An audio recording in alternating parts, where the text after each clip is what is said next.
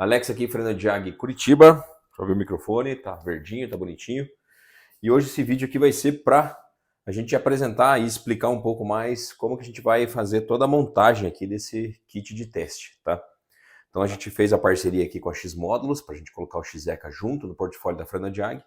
A Fernando Jag está fabricando as fontes, os kits de esforço, né, gabarito de esforço, mais a flange de adaptação, juntamente com todo o cabeamento, né? Todos os cabos aqui que fazem a composição do XECA. Muito importante salvar um detalhe que a gente manda o adaptador para que vocês usem a entrada auxiliar aqui para alimentação do XECA, para não vir a alimentação direto da fonte, justamente por conta dos picos que o motor do XECA devolve para a rede. Então a gente coloca isso aqui como item de segurança. Então manda junto no conjunto, beleza?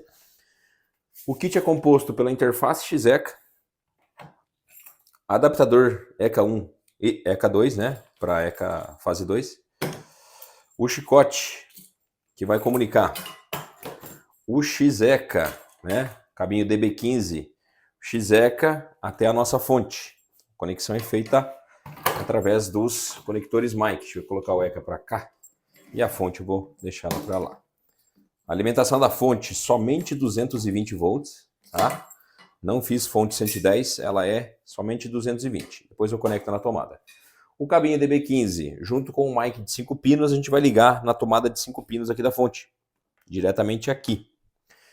O cabo de comunicação com o ECA, tá? Que vai ser conectado na fonte.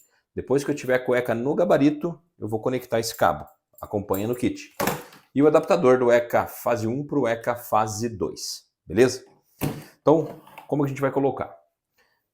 No kit, gabarito de esforço, fonte, XECA, aqui o kit conjunto XECA, vai essa flange para acoplar no nosso gabarito multifuros. A gente vai tirar as duas porcas aqui e vai fixar essas duas fixações na furação que seria do servo do Mercedes, ó, nesse furo oblongo aqui, ó, ok?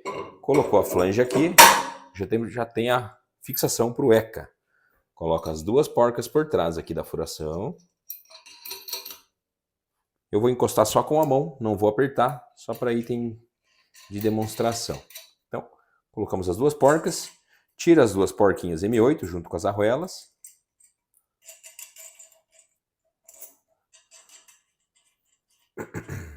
E a gente vai agora fixar o ECA. Agora sim, vem o atuador aqui. Então aqui a gente colocou um parafuso que dá a medida ali da porca. Tá? As arruelas eu mando, mas para o ECA fase 1 e para o fase 2, elas praticamente não tem espaço para acoplar a arruela. Tá? A gente vai colocar até parafusos maiores para poder ter essa fixação com a arruela. Mas a gente dispensa aqui as arruelas. Coloca as porcas diretamente ali. No gabarito a gente vai ter a rosca aqui para dar pré-carga. Então aqui desse lado aqui, ó, a gente vê o eixo ali de ataque esticando, né, indo adiante. Então a gente vai colocar essa pré-carga num ponto que a gente tenha possibilidade de movimentação do ECA, tá bom?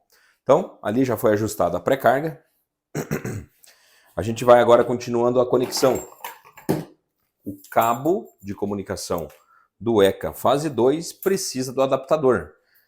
Para o ECA fase 1 não precisa, liga direto no ECA. Para o ECA fase 2 tem que ter o adaptador. Esse adaptador também acompanha no kit. E a gente faz a conexão no adaptador e no ECA. Fechou? Não esquecer de ligar a tomada do reservatório. Senão gera uma falha de reservatório ou de nível de óleo. A outra ponta do chicote vem na fonte. Temos aqui conector de 3 pinos e de 4 pinos. 4 pinos é alimentação. 2 pinos são positivos e 2 pinos são negativos. Então a alimentação para dividir ali a carga nos pinos. E o de 3 pinos é comunicação e a linha 15, tá? O pós-chave. Eu vou roscar aqui só para ele não desengatar, mas como vai ser feito o teste rápido aqui, eu não precisaria roscar, tá? A fonte, como eu disse para vocês, ligada em 220. Eu estou com a minha extensão aqui 220. Vou ligar ela aqui na extensão. E a fonte de alimentação que vai energizar nosso XECA, ela é uma outra fonte, uma fonte externa, tá? É um adaptadorzinho AC/DC de 12 volts, 2 amperes. Então a gente vai conectar o nosso adaptador para ligar a interface do ECA separadamente aqui da fonte grande.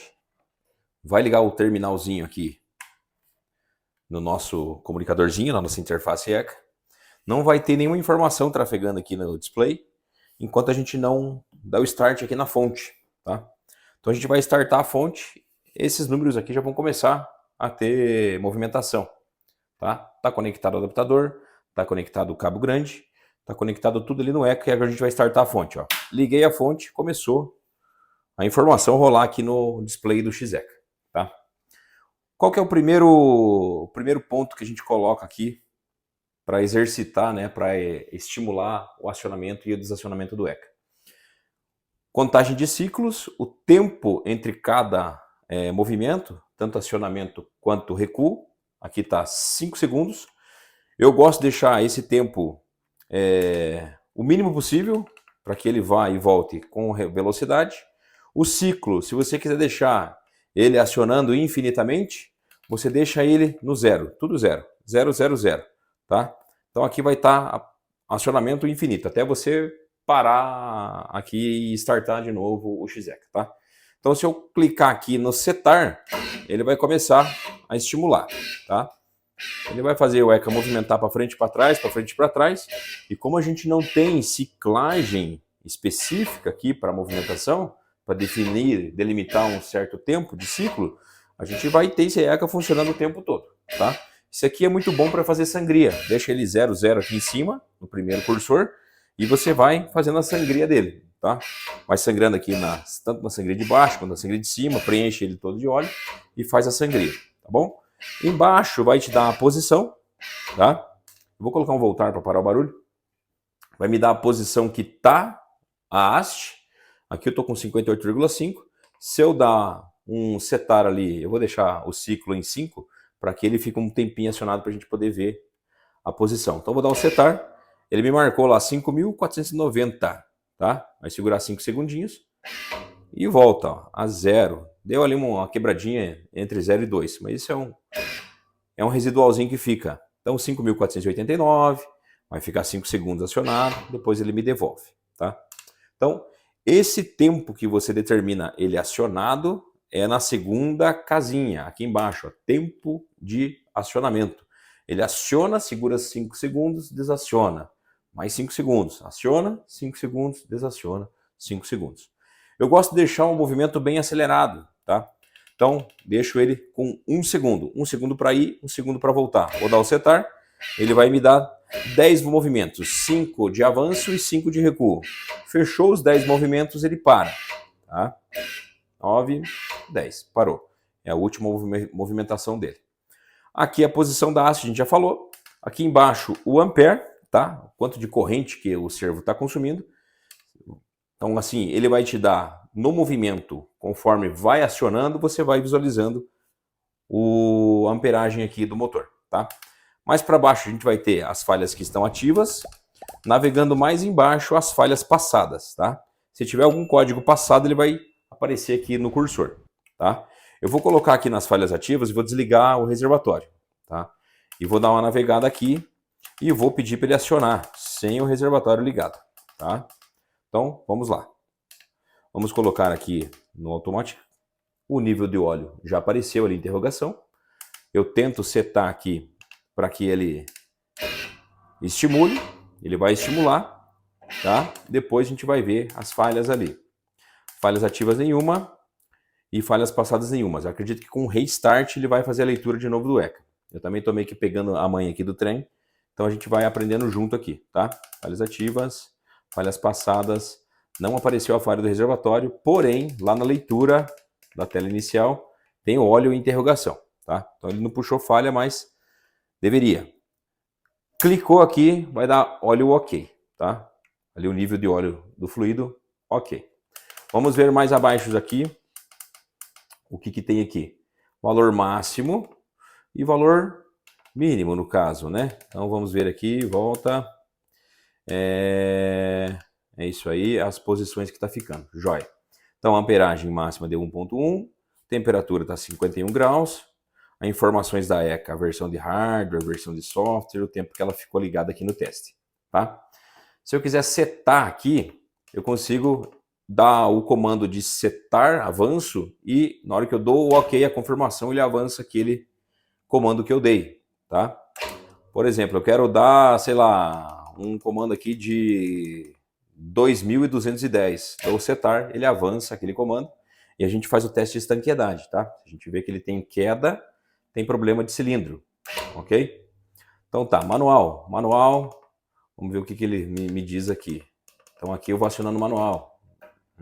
Bacana, ó. Esse aqui também é uma função muito top. Eu consigo movimentar ele manualmente, ó. E aqui a gente consegue ver também o quanto está consumindo em ampere. Ó. Nós temos aqui picos de 40 amperes aqui, ó, nessa movimentação do motor. Ó. 32, 39, 40, tá? Então, muito legal essa função aqui do acionamento manual.